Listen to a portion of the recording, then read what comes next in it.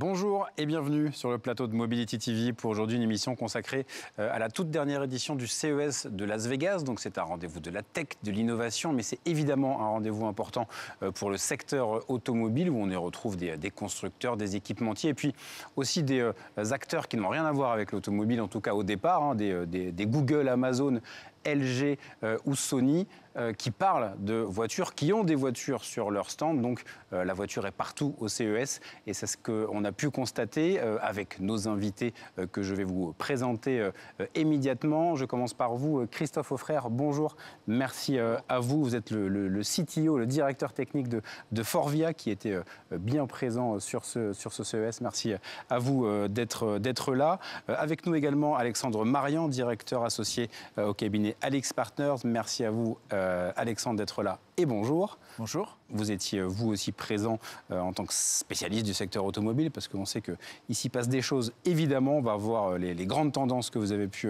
observer. Et puis un autre observateur, un expert que je suis ravi de retrouver. On ne s'est pas vu à Las Vegas, mais on se retrouve maintenant depuis San Francisco. Marc Amblard d'Orsay Consulting. Allez, le voyage retour a été le plus court pour vous, donc on va commencer par vous. Vous êtes le plus reposé d'entre nous. Voilà, votre première impression sur cette édition 2024. On parle toujours évidemment de beaucoup d'automobiles.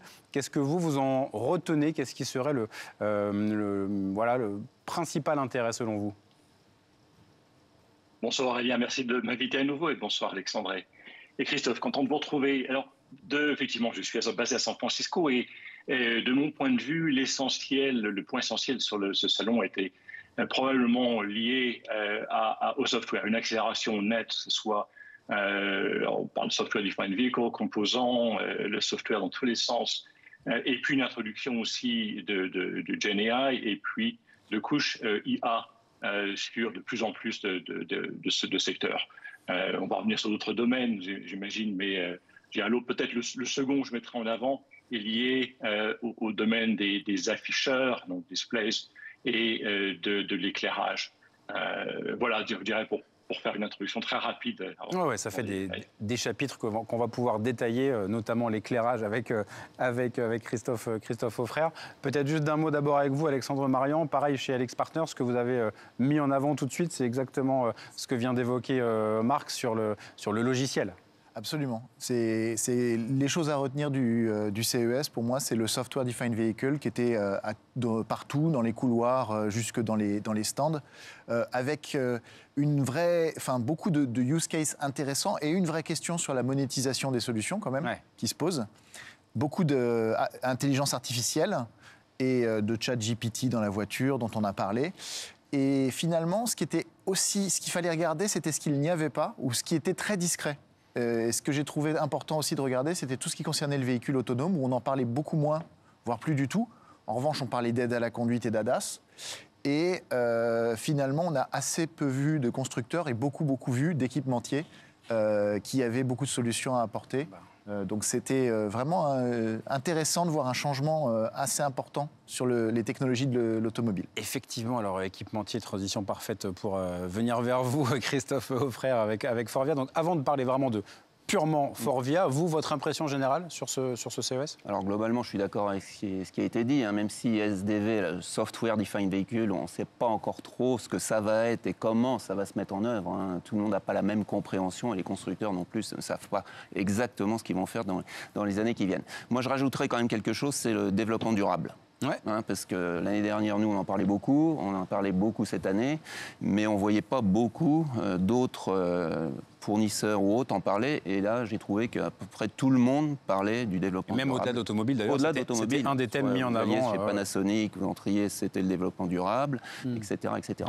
Donc ça, je pense que c'est un point de... Et puis on pourra en reparler en parlant matériaux, justement. Voilà, c'est ça. Et puis, effectivement, comme disait Marc tout à l'heure aussi, les technologies d'affichage, bien sûr, ça nous intéresse, nous, au premier chef. Et on a vu pas mal de choses avec des hologrammes aussi, des choses en 3D, etc. Donc il y a beaucoup des écrans transparents. Allons sur cet exemple-là, parce qu'effectivement, il y a beaucoup de choses, et notamment pour Forvia, pas mal de choses qui ont été présentées. Sur ces aspects-là, justement, ça fait partie des incontournables pour un équipementier de proposer des innovations, donc à la fois sur l'affichage, l'éclairage, évidemment.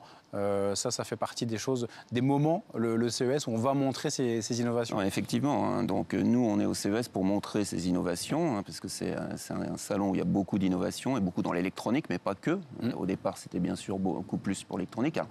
Toutes ces technologies pour nous qui sont des interfaces homme-machine, bien sûr, on est très intéressé par ça parce qu'on est capable de fournir tout l'intérieur du véhicule. Donc effectivement, les interfaces homme-machine, c'est quelque chose sur lequel on travaille beaucoup, hein, sur le user experience, et qu'on appelle digital and sustainable, hein, donc digital et durable, on va dire.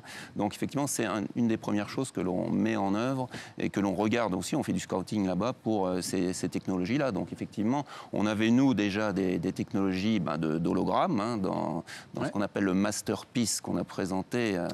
C'était une synthèse de tout ce qu'on pouvait présenter avec toutes nos nouvelles technologies.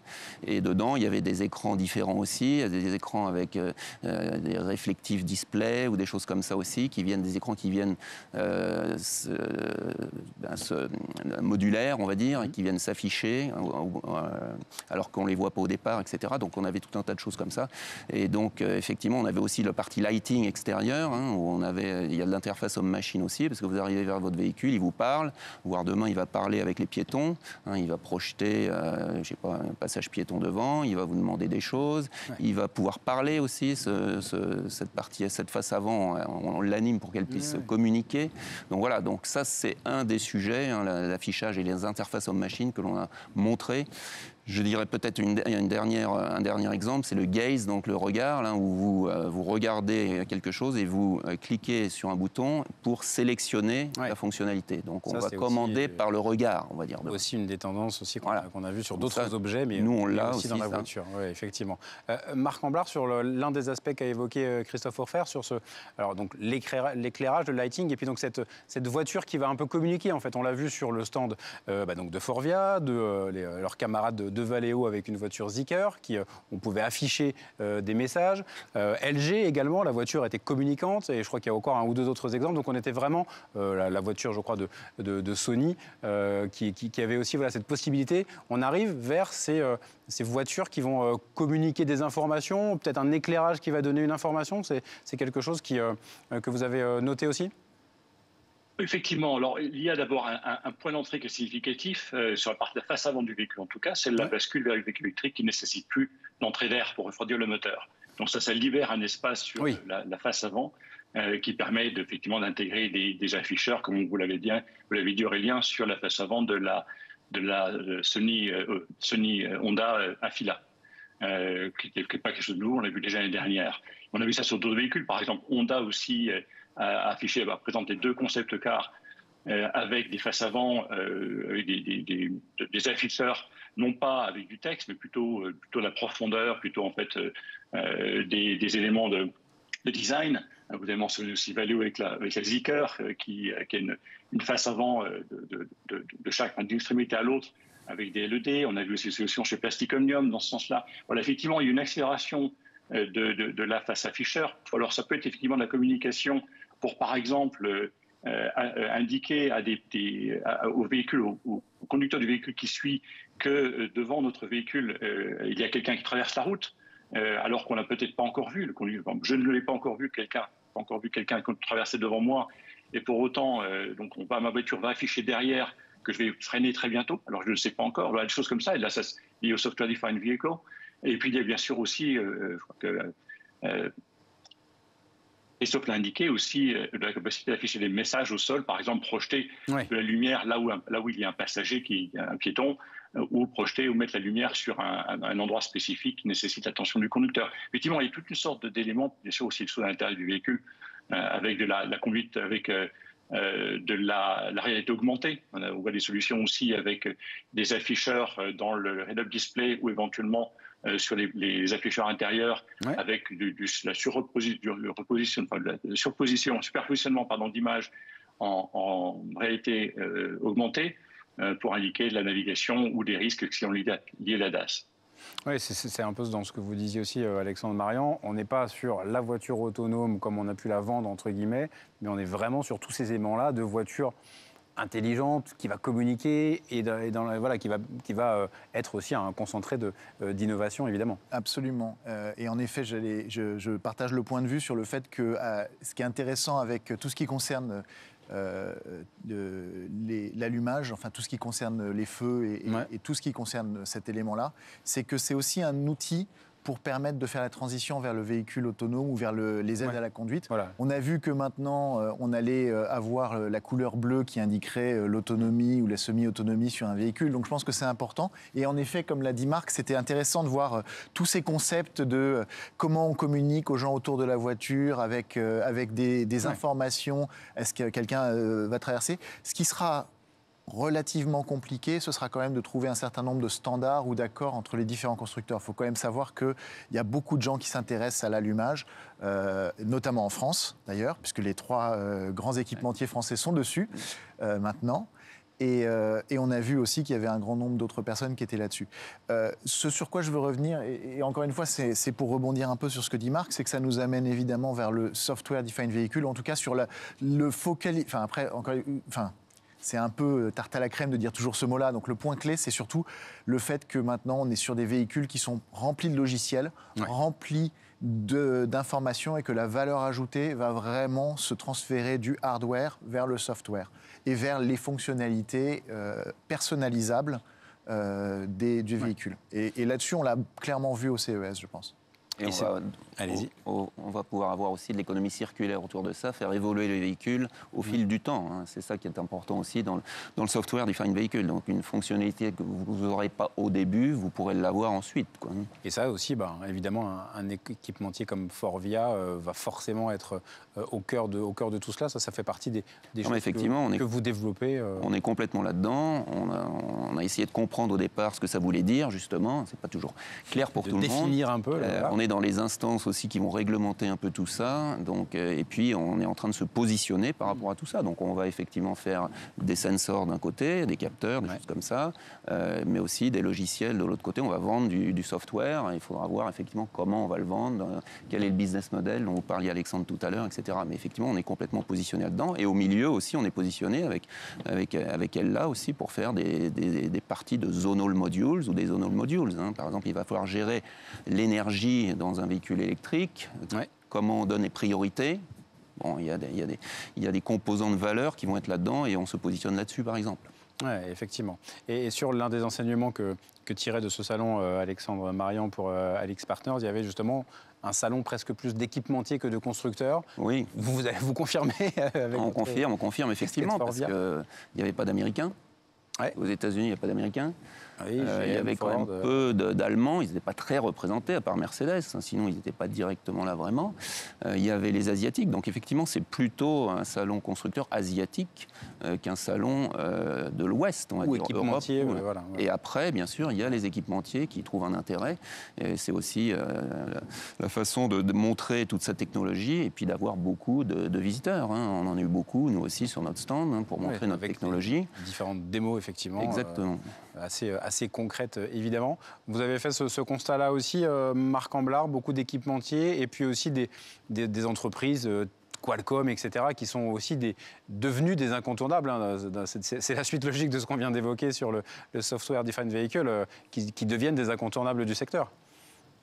Effectivement, il y avait moins de constructeurs cette année. Alors, il y a un élément peut-être pour les Américains, c'est qu'ils ont subi une grève longue et qui s'est traduite par une augmentation des salaires pour les gens payés à l'heure. C'était la raison évoquée par Carlos Tavares pour que Stellantis ne décline en tout cas cette édition. Ouais. Voilà, bon, c'est probablement ça. Et puis, alors, j'ai été surpris par la surface représentée par les différents stands du groupe Hyundai Motor. Oui, c'est vrai que ça c'était impressionnant. Très significatif. Voilà, entre Hyundai et Kia, on a retrouvé TOG, le Turc, on a trouvé VinFast, le Vietnamien. Et par ailleurs, je veux aussi à l'autre bout du spectre mentionner les startups. On n'a pas tellement parlé pour l'instant. On a, je pense, tous les quatre, avec vous, Aurélien aussi, parcouru les allées de Rika Park au Vénitian, où on trouvait, je crois, il y avait au total plus de 1000 startups sur l'ensemble des différents sites. C'est significatif. Bien sûr, beaucoup sur l'automobile, dont certaines qui sont suffisamment matures pour passer sur Westro, sur la halle principale. Mais il y a toujours aussi beaucoup de choses peu dans tous les sens, beaucoup de start-up très early stage, donc très peu avancées en termes de maturité. Donc là, c'était toujours très intéressant. C'est un élément qui nécessite bien sûr beaucoup d'attention à chaque fois. Ça. Évidemment. Peut-être redire un mot du développement durable que vous avez évoqué, Christophe Auffrère, parce que c'était aussi un des éléments très importants pour Forvia. Donc tous ces nouveaux matériaux, voilà, on parle de technologie, d'intelligence artificielle, mais on parle de chanvre aussi au CES. Oui. Donc effectivement, comment ça se traduit pour Forvia? Sur notre stand, pour nous, c'était beaucoup justement le développement durable et puis la partie technologie abordable, affordability. Donc ça se matérialise. Alors ça s'est matérialisé dans plusieurs choses. On avait dans notre centerpiece, là, on avait effectivement une synthèse de tout ça. Donc pratiquement tous les matériaux de l'intérieur du véhicule avaient des émissions de CO2 entre moins 30 et moins 85%. Donc, ce qui est énorme. C'est aussi un des gros enjeux pour vous. On essaye aussi.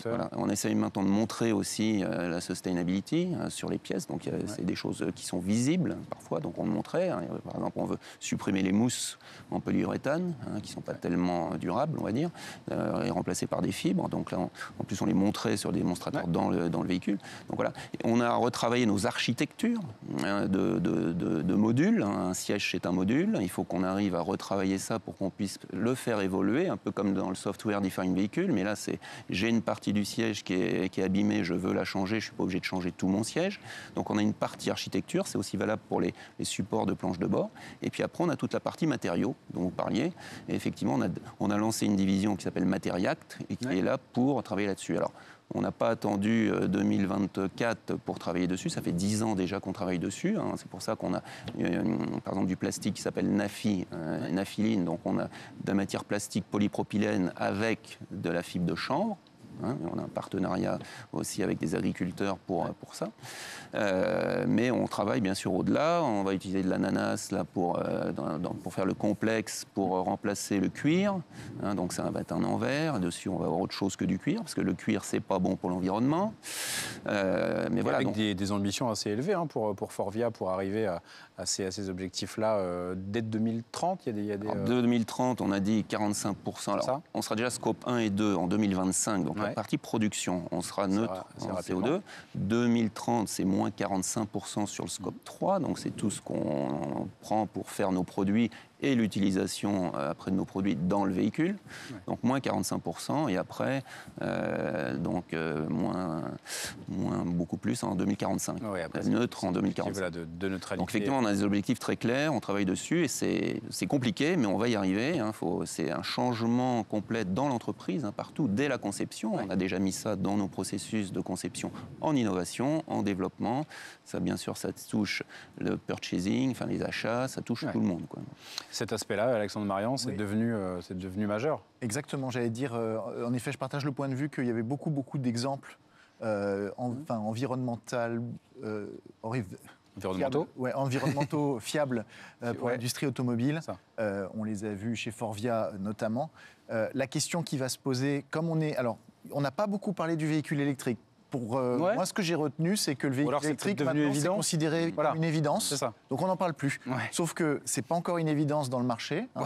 Et que, par conséquent, ça coûte quand même toujours plus cher. Et ça devrait toujours coûter plus cher de manière absolue, parce qu'il y a une batterie en plus, même si on enlève beaucoup de choses. Et donc, le challenge, et qui a été bien compris d'ailleurs, parce que je l'ai entendu notamment cité plusieurs fois, à la fois par Forvia, mais aussi par d'autres partenaires, enfin d'autres présents, c'est qu'il faut vraiment travailler à coûts égaux ou à réduire les coûts en parallèle de ça, parce que c'est extrêmement compliqué. Et ça va être un des enjeux majeurs de la transition énergétique qu'on fait. Ce n'est pas uniquement sur le véhicule électrique, mais c'est sur tout ce qu'il y a autour. Alors, quand on parle d'affordability, justement, on veut compenser les surcoûts possibles par quelque chose pour être neutre en coût à la fin. Par exemple, si ça coûte plus cher, faut le gagner en masse, si possible, ou en conception. Donc c'est pour ça qu'il faut retravailler complètement toutes nos architectures, nos matériaux, etc. Un mot de la fin rapide avec vous, Marc Amblard, sur cet aspect-là. Oui, j'étais aussi effectivement... l'aspect électrique est effectivement plus restreint, c'est effectivement quelque chose qui est acquis. Pour autant, on a vu la bascule de Honda qui a présenté 2 véhicules entièrement électriques, même si eux se projettent à 2040 pour être 100% électriques. Donc, ils arrivent très tard dans la danse. On a vu aussi des choses nouvelles sur la recharge, avec de la recharge inductive chez Valeo, une licence supérieure à 90%, de la recharge conductive automatisée chez Bosch, avec Cariad, donc la filiale de Volkswagen. Donc un peu d'activité, mais essentiellement sur la partie véhicule, on essaie de rentrer dans le... C'est un peu partie du paysage maintenant. Peut-être un petit point qu'on n'a pas trop touché aussi sur la partie véhicule autonome, où là-dessus, on a vu en fait beaucoup moins de start-up, de sociétés de lidar qu'on a vu les années passées. Donc on a vraiment un affaissement de ce domaine-là au profit des ADAS, donc des assistantes à la conduite. Effectivement, passionnant toujours ce que l'on voit au CES et on voit que ça évolue. Il y a des bases, mais il y a des choses qui évoluent. Donc merci beaucoup à tous les trois d'être venus pour cette émission, pour ce débrief d'après Las Vegas. Encore merci à vous et on se retrouve évidemment bientôt sur le plateau de Mobility TV. Merci. Merci.